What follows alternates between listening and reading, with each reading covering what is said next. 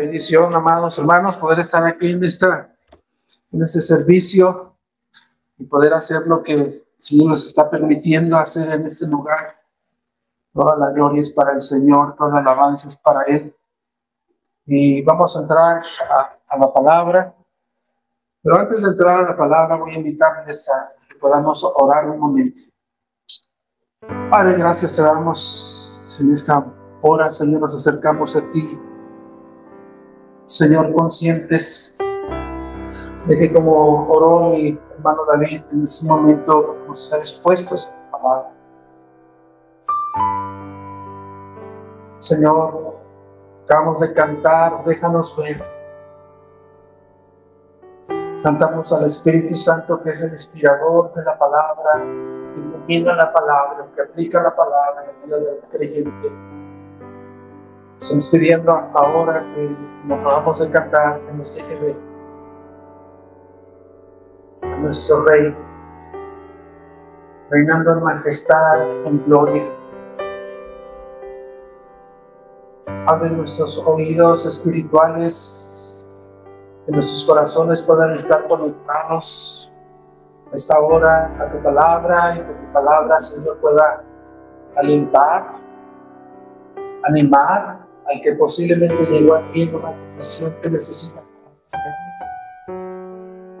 exhortar, redarguir, para los que quizás llegaron aquí, Señor, con la necesidad de que tu Espíritu Santo hable de esa manera. Pero en general te pedimos, Señor, edificación, instrucción de tu palabra. Ayúdame, Señor, porque sé que para eso ninguno de nosotros, Señor, es suficiente.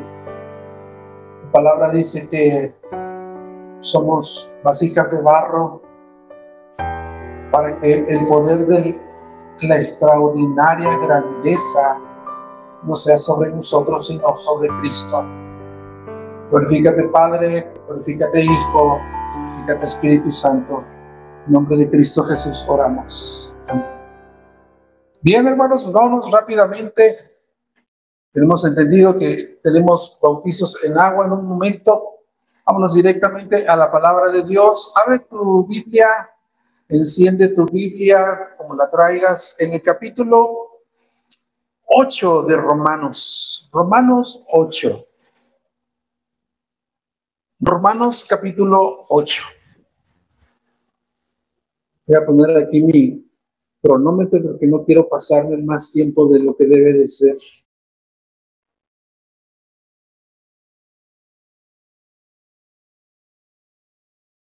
Bien, Romanos capítulo 8,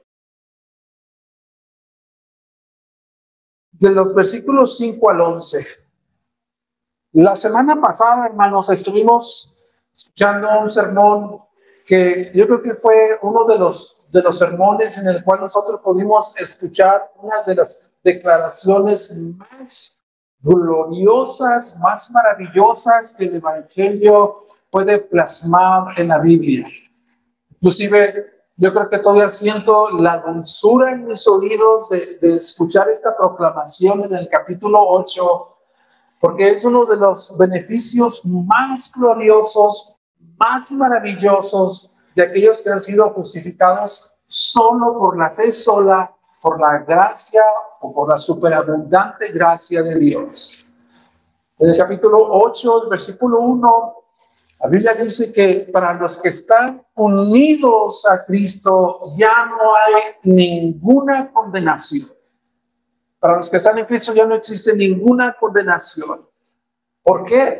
Porque en este mismo capítulo, como se nos predicó, por medio del sacrificio de Cristo, Él cumplió todas las demandas de la ley que nosotros, por causa de nuestra debilidad, nuestra naturaleza pecaminosa, éramos incapaces y somos incapaces, a pesar de ser redimidos, de cumplirla.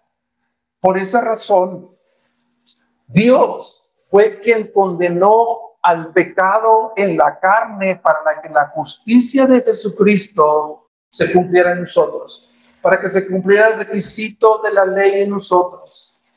Fue Dios quien anuló, hermanos, la condenación de la muerte de la ley, la condenación de la tiranía del pecado sobre nosotros, sobre los que hemos sido justificados por la fe sola. Ese fue el sermón de la semana pasada. De tal manera nosotros podemos responder ahora a lo que Dios ha hecho en nosotros a través de Jesucristo.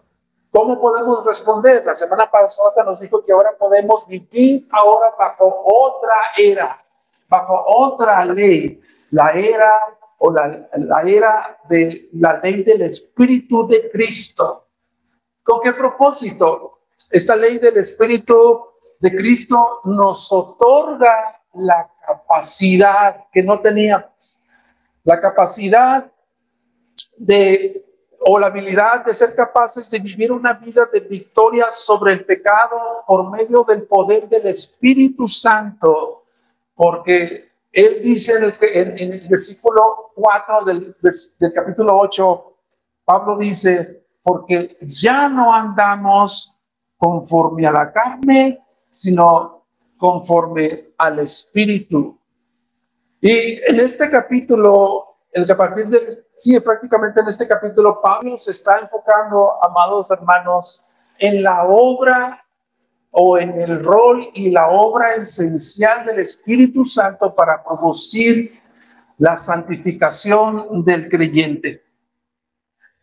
Es interesante saber que en los 7 capítulos anteriores de Romanos, solamente se ha mencionado una sola vez al Espíritu Santo. Pero en este capítulo 8 es impresionante que 20 ocasiones es mencionado el Espíritu Santo, solamente en este capítulo 8. Entonces, es evidente lo que Pablo está tratando de comunicar a la iglesia en Roma, a sus destinatarios y a nosotros también, a CGR. Y Pablo, para poder entender nosotros lo que ha pasado en Cristo y que hemos recibido ahora el poder del Espíritu Santo para vivir en esta era de libertad del Espíritu de Cristo, para ser capaces de vivir una vida en santidad, Él lo va a explicar. Él lo va a explicar de esta manera. Él va a hacer 2 descripciones como resultado de la obra en los creyentes y la descripción de otra persona. Ya lo vamos a estar viendo. Pablo va a hacer 2 descripciones, 2 estilos de vida diferentes. Una bajo la influencia dominante de la carne y otra vida bajo la influencia dominante del Espíritu Santo. De hecho, el título de este sermón es Viviendo en el Espíritu, andando en el Espíritu o viviendo en el Espíritu, como tú desees anotar, si te gusta anotar, tomar notas de sermones. Y el primer punto que quiero compartirnos en esta mañana es que Pablo va a hacer un contraste entre el estilo de vida del incrédulo versus el estilo de vida del creyente. Vamos a leer, por razón de conectarnos, desde el versículo 1. Dice, por tanto, ahora no hay condenación para los que están en Cristo Jesús, los que no andan conforme a la carne, sino conforme al Espíritu, porque la ley del Espíritu de vida de Cristo Jesús te ha libertado de la ley del pecado y de la muerte.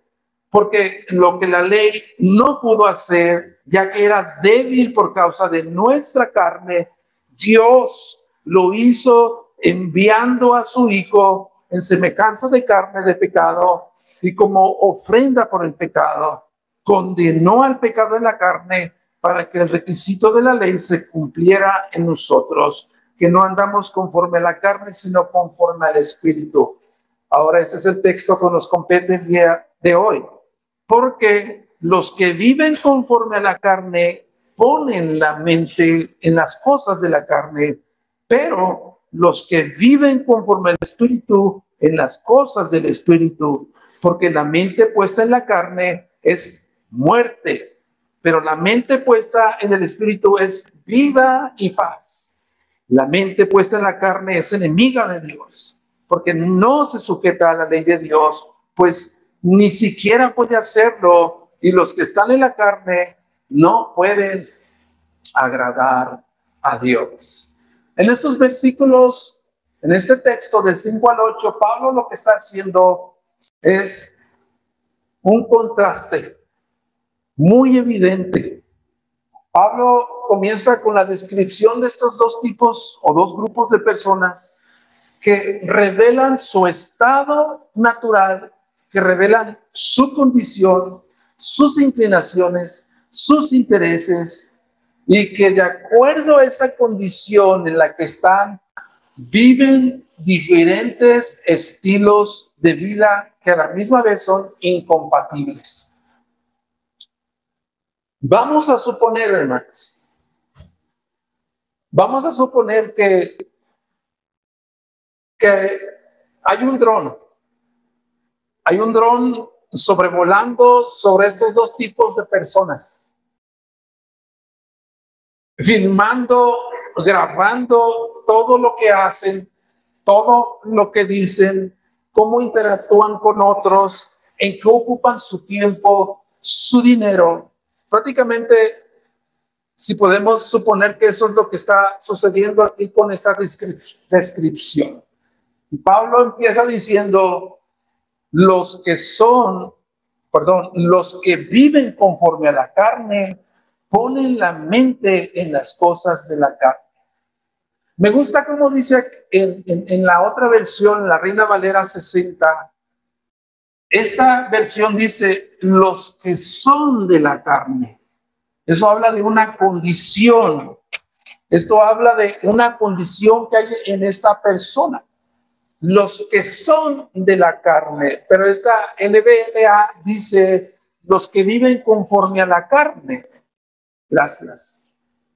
Ponen la mente o piensan, esa es la idea, piensan en las cosas de la carne. Quiero empezar primero con esta característica de este grupo de personas. Los que son de la carne. ¿Qué es la carne aquí? La carne en la que está aludiendo Pablo en esta palabra es la naturaleza pecaminosa que existe en una persona, como lo que vimos en la mañana en la escuela dominical.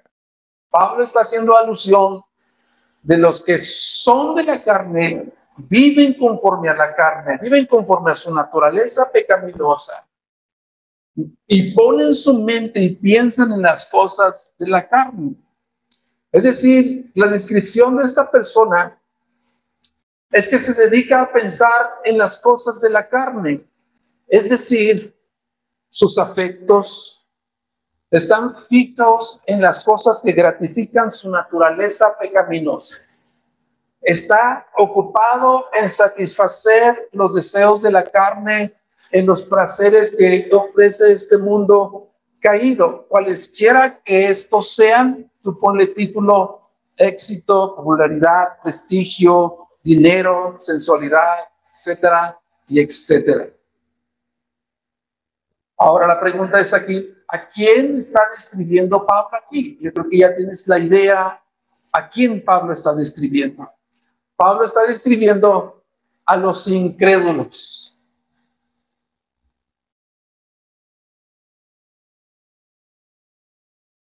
Pablo describe a los incrédulos, a este grupo de personas que no han sido redimidos, los que están bajo el dominio de la carne, como dice Efesios 2:3, que es otra descripción bastante clara. Pablo está describiendo a este tipo de personas. Como dice Efesios 2:3. Entre ellos también todos nosotros en otro tiempo vivíamos en las pasiones de nuestra carne, satisfaciendo los deseos de la carne y la mente, y éramos por naturaleza hijos de ira. Esa es la descripción de los que son de la carne. La descripción que está haciendo Pablo en este primer grupo. En contraste con el otro grupo de personas que dice los que son del Espíritu. La NVLA dice los que viven conforme al Espíritu y fijan y están ocupados y piensan en las cosas del Espíritu. Los que son del Espíritu, dice la Reina Valera. Eso también revela una un estado y una condición natural de los que son del Espíritu. Es decir, los que han sido regenerados por medio de la obra del Espíritu Santo han sido liberados de la condición tiránica del pecado, que su razón y su entendimiento ahora son afectados por la acción del Espíritu en esa persona. ¿Qué sucede con esta persona? Bueno, comienzan a cultivar los que reciben al Espíritu Santo, los que son del Espíritu Santo, los que son regenerados, comienzan a cultivar nuevos intereses, los cuales no tenían antes. Nuevos anhelos, nuevos afectos, nuevos apegos, como dijo Jonathan Edwards acerca de los redimidos o los nacidos de nuevo. Jonathan Edwards dice: ellos tienen afectos santos, anhelos profundos por Dios y por la santificación. Ellos son del Espíritu, los nacidos de nuevo, porque han recibido vida espiritual para poder direccionar ahora su vida en torno a la voluntad de Dios. Voy a decir eso de nuevo. Ellos son del Espíritu porque han recibido vida espiritual para direccionar su vida en torno a la voluntad de Dios. Es decir, que ahora los que han sido regenerados, nacidos de nuevo por el Espíritu Santo, ahora el norte de su brújula apunta hacia glorificar a Dios. Es decir, el norte de la brújula de su vida apunta ahora a glorificar a Dios. Ahora, los que han nacido de nuevo, que han sido redimidos, poseen, hermanos, la motivación más poderosa que existe en este mundo. La motivación más poderosa que existe en este mundo, que es vivir para la gloria de Dios. Ha recibido la motivación más poderosa de este mundo, vivir para la gloria de Dios y no para sí mismo. Ahora, estos que son del Espíritu han comenzado a pensar de una manera diferente, porque piensan en las cosas del Espíritu, en contraste con la mente del incrédulo. Ellos pueden solamente pensar en una cosa. Ellos solamente pueden ocuparse en una cosa. Ellos solamente pueden estar pensando en la carne. Y este tipo de mente, como dice este texto, es una mente enemiga de Dios. De hecho, ahí va a aparecer la diapositiva donde vamos a estar viendo entre estos dos contrastes de un lugar a otro. Por eso aparece allí. Es una mente que es enemiga a Dios. ¿Por qué? Porque no puede agradar a Dios. Es una mente que está ocupada en las cosas de la carne, es una mente enemiga de Dios. No sé cuántos de ustedes recuerdan cuando Jesucristo estaba ya tomando la decisión de ir a Jerusalén para ser crucificado, para ser de una manera injusta, llevado a juicio, golpeado, difamado, avergonzado.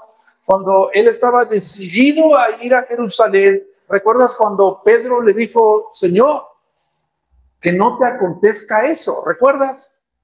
La respuesta de Jesucristo le dijo: apártate de mí, Satanás. Apártate de mí, Satanás, porque no piensas, apártate de mí, Satanás, me eres piedra de tropiezo porque no estás pensando en las cosas de Dios. Esa es la misma palabra que usa en este texto Pablo.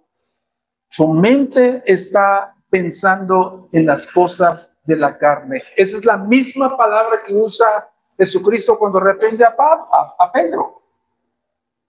Apártate de mí porque me eres tropiezo, porque no estás pensando en las cosas de Dios. Por eso esta mente no redimida es una mente agresiva para con Dios. Es una mente que no puede agradar a Dios. Pero ¿por qué no puede agradar a Dios? Porque está en la carne. Está en la carne, es una mente esclavizada, es una mente sometida a la naturaleza pecaminosa, es una mente hostil, sin ley, arrogante, autoritaria, que está en franca rebeldía a los propósitos de Dios. ¿Por qué? Porque no se sujeta a Dios, ni siquiera puede hacerlo. Esa es la condición de los que son de la carne. Es decir, que esta mente endurecida está muy endurecida. Es una mente obstinada e indomable. Está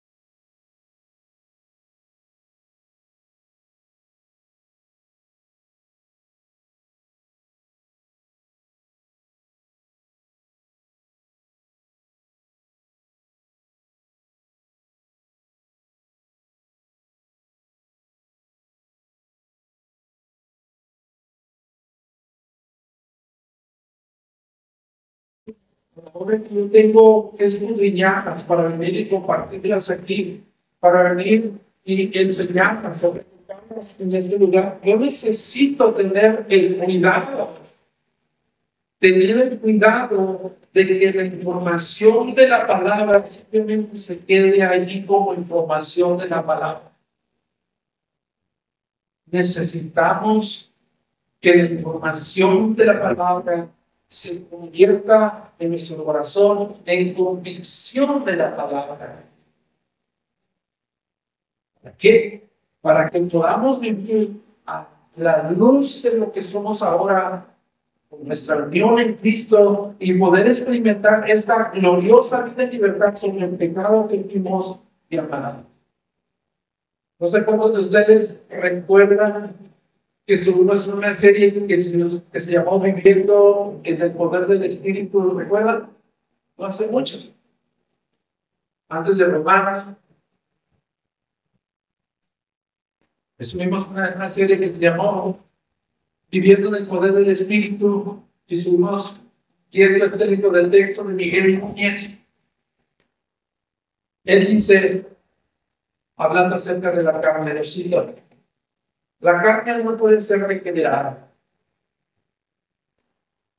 La carne no puede ser regenerada. La carne solo puede ser restringida y disciplinada. A la carne hay que soportarla hasta hacerla morir. Wow.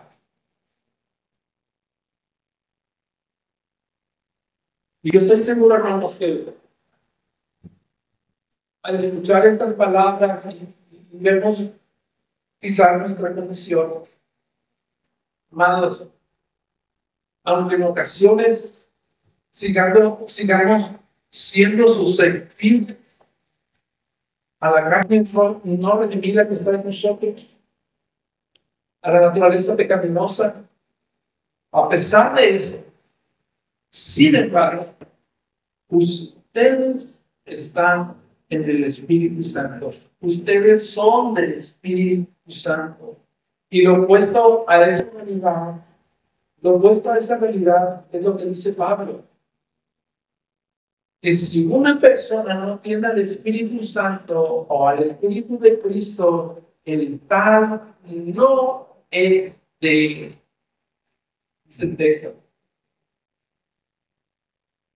Lo que voy a decir, hermanos, lo quiero decir con temor y temblor.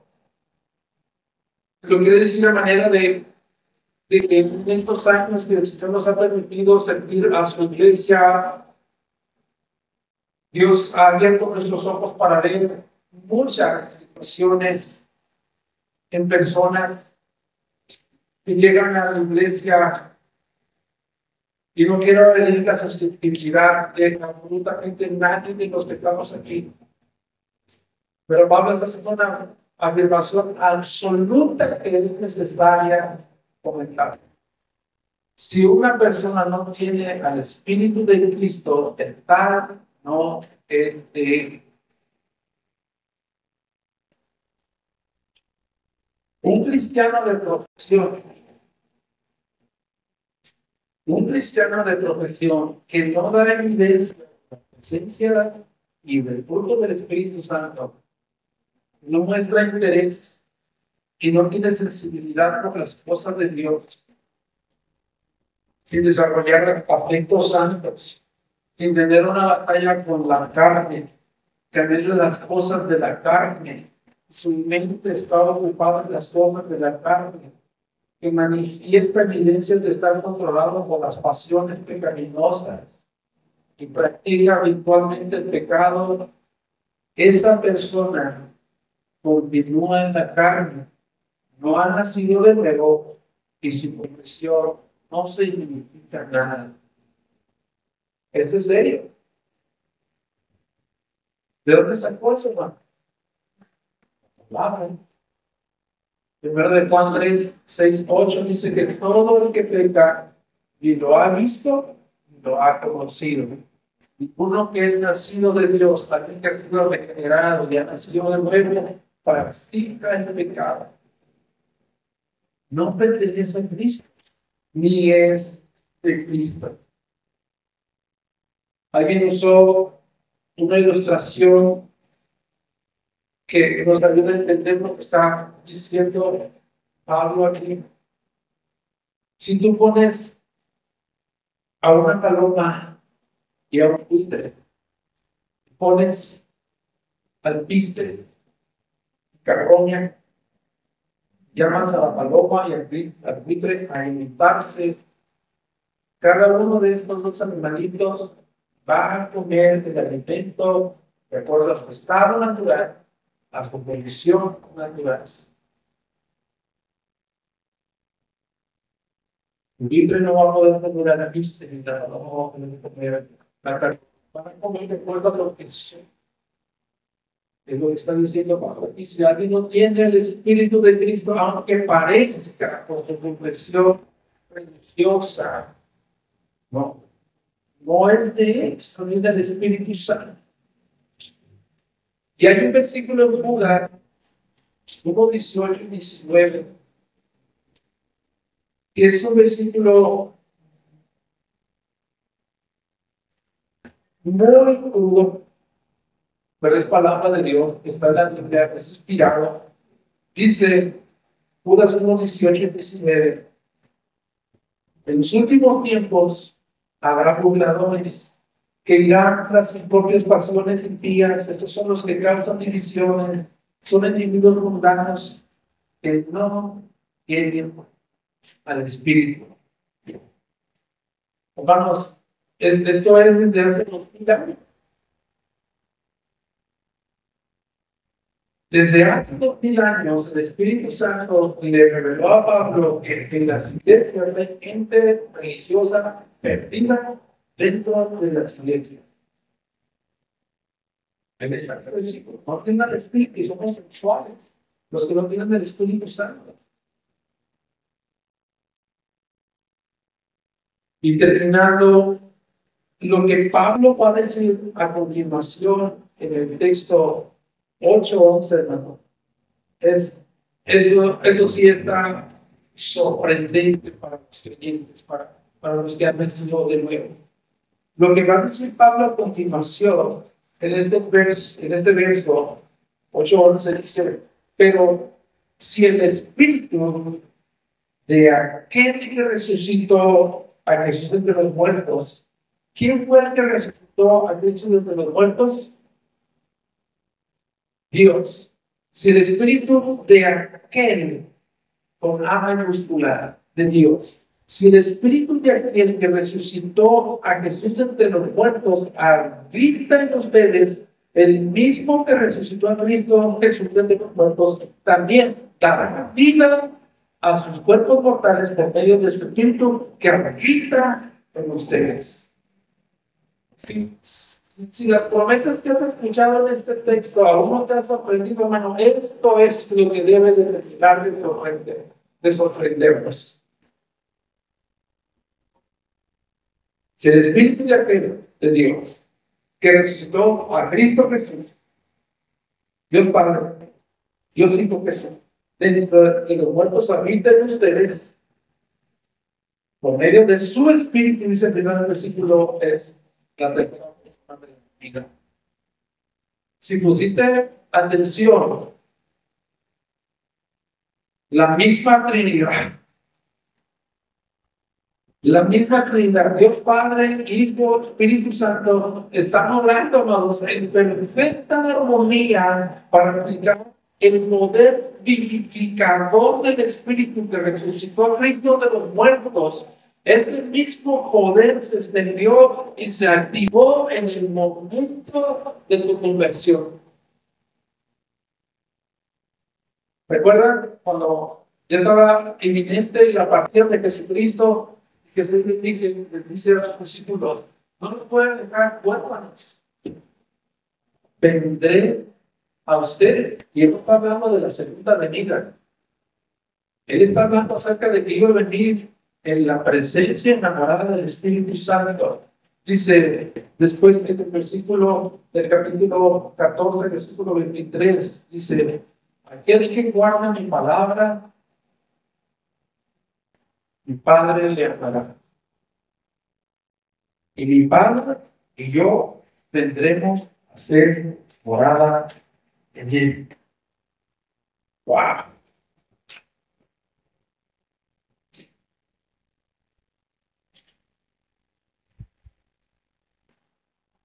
Eso no lo entendemos, como dijimos en la mañana de la escuela americana. ¿Cómo es que sucede eso? ¿Cómo es que el Padre, el Hijo y el Espíritu Santo están obrando en una armoniosa, o en una armonía perfecta para que el poder purificador del Espíritu del Señor Cristo, que se extendió a mí y se activó en el momento de mi conversión? No sé la respuesta.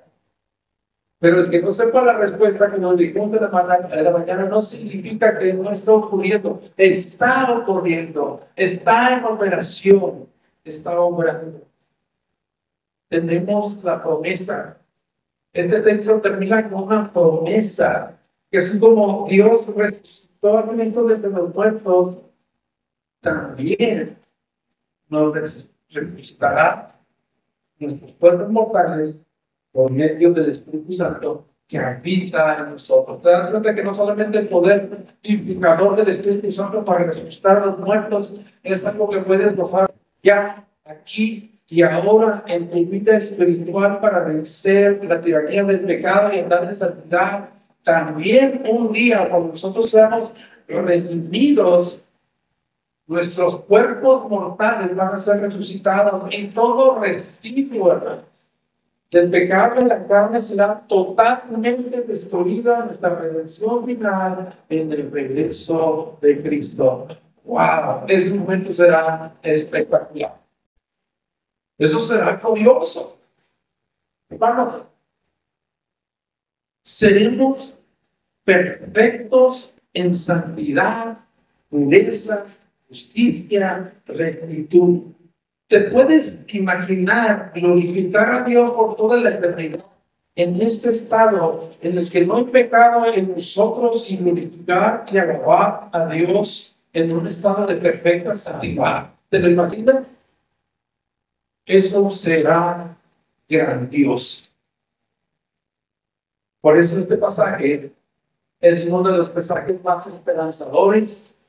Es uno de los pasajes que nos debe dar de convicción. Dios Padre, Dios Hijo, Dios Espíritu Santo han hecho morada en nosotros, están entre nosotros y están obrando, están operando en nosotros para que seamos transformados en nuestra manera de vivir, en nuestra manera de pensar, de tal manera que tenemos ahora la motivación más poderosa en el mundo que puede tener una persona: vivir para la gloria de Dios.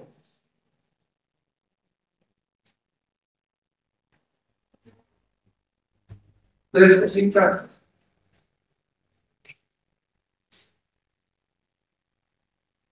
Una obligación. Fuimos recordados, amados hermanos, de nuestra condición pasada. Éramos de la carne. Pensábamos en las cosas de la carne. Éramos enemigos de Dios. No agradábamos a Dios. Estábamos esclavizados en el pecado. No podíamos ni queríamos someternos a Dios. Pero ahora somos del Espíritu. Nuestra mente está influenciada por la palabra de Dios para dar en las cosas del Espíritu y tenemos vida abundante en paz. Esto debería convertirse en la motivación más poderosa, como vuelvo a repetir, para amar a Dios más intensamente y para vivir para su gloria. Otra aplicación que tomo de este texto es que tú y yo, amados hermanos, tú y yo no tenemos la capacidad de producir una milésima de santidad en nuestras vidas. La santificación es producida mediante la morada del Espíritu Santo en nosotros, que nos preserva, nos sustenta, nos concede vida espiritual para que sigamos creciendo en santidad y reflejar el carácter de Dios y la semejanza en Cristo Jesús.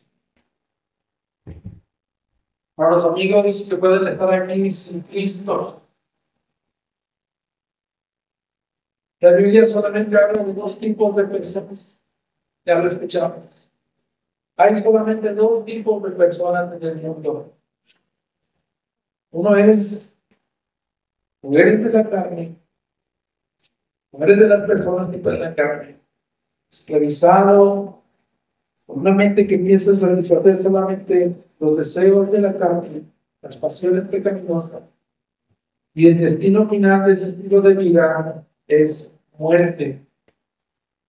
O si eres del Espíritu, los que son del Espíritu, su mente está siendo influenciada por la palabra para dar en las cosas del Espíritu, vivir una vida para aquel que nos creó para su gloria. Si estás en la condición negativa de este pasaje, Dios está aquí.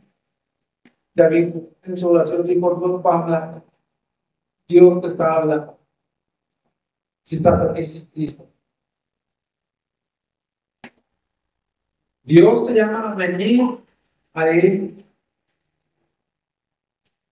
Dios entregó a su Hijo en una cruz para el perdón de tus pecados y hacerte libre de esta condenación del pecado y de la muerte, y puedas vivir una vida libre de la esclavitud del pecado por medio del Espíritu Santo que anhela venir a ser morada en tu cuerpo de manera permanente, convertirlo en su residencia, en tu habitación, y entonces serás.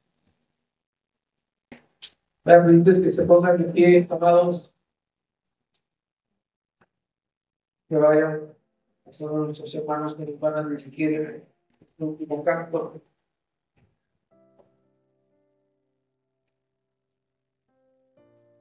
Y oremos un momento. Gracias por tu palabra, Señor. Recibimos en esta mañana tu palabra. Ese fue un recordatorio para nosotros de nuestra vida pasada y ahora la vida que nos ha dado por medio de Cristo. Ayúdanos a responder. Ayúdanos a responder en obediencia. Ayúdanos a que esta palabra pueda cobrar vida en nosotros por medio de la acción del Espíritu Santo que vive en nosotros. Nos has dado a tu hermoso Espíritu Santo.